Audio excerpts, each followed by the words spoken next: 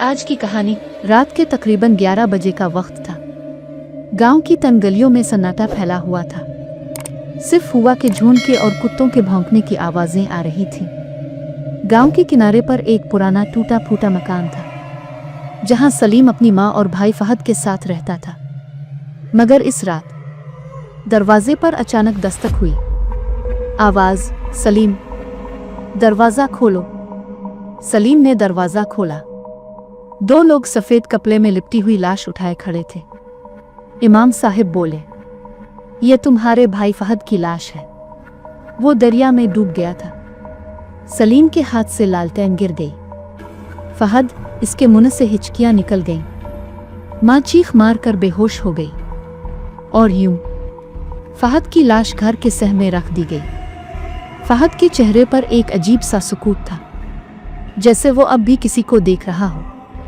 बाप दो दफन होने के बाद भी सुकून नहीं। अगले दिन इसे कब्रिस्तान में दफन कर दिया गया। सब चले गए, खामोशी छा गई। रात को सलीम बिस्तर पर लेटा ही था कि दरवाजे के कब्जे चरचराने लगे। कौन है? सलीम ने खौफजदा आवाज में कहा। कोई जवाब नहीं मिला। वो बाहर आया तो दरवाजे के बाहर गीले कदमों के निशानात थे और जमीन पर पानी के कतरे। अगली रात मां के कमरे से चीख की आवाज आई। सलीम भागा। मां कांप रही थी, आंखों में वहशत थी।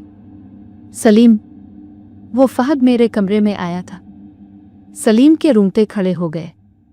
उम्बी, वो मर चुका है। मां बोली, नहीं बेटा, वो मेरे सामने खड़ा था, गीला बदन, आंखों से पानी टपक रहा था। इसने कहा, उम्मी मैं वापस आ गया हूं, फिर गायब हो गया।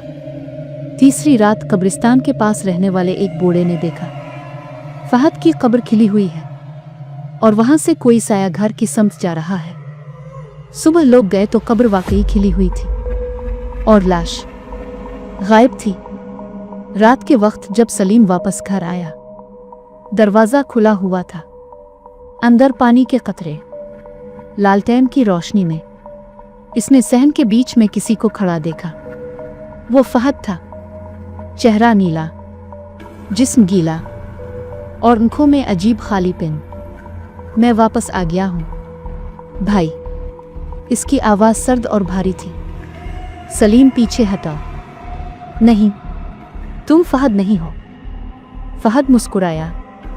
मैं वही हूं जो तुमने दफन किया था, लेकिन जमीन ने मुझे वापस भेज दिया। अगली सुबह मां बिस्तर पर मुर्दा पाई गई। आंखें खिली हुई थीं, जैसे कुछ भयानक देखा हो।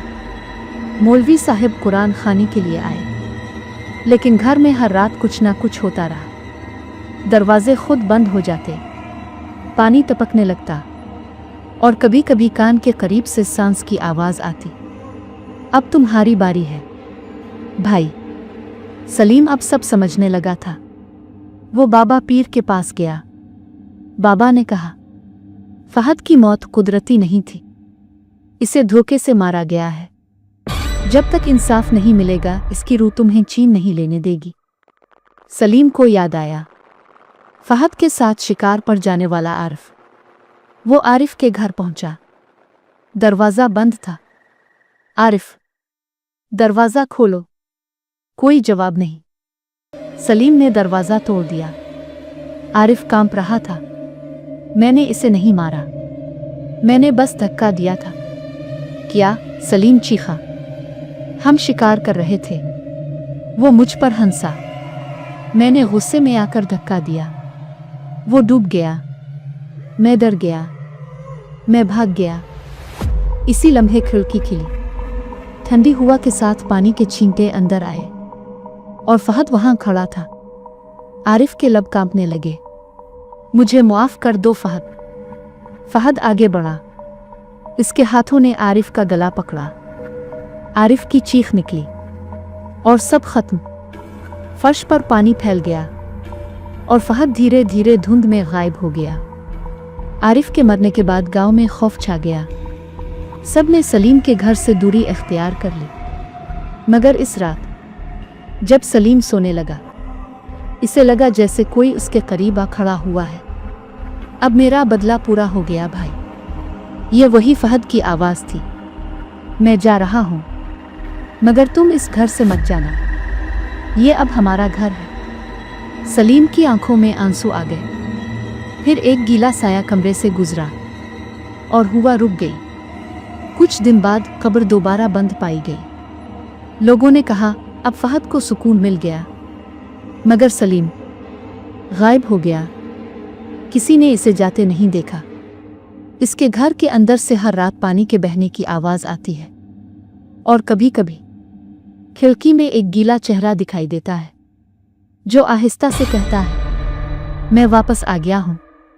कहते हैं कुछ लाशें कब्र में सुकून नहीं पाती और कुछ घर हमेशा इंतज़ार में रहते हैं अपने वापस आने वालों के।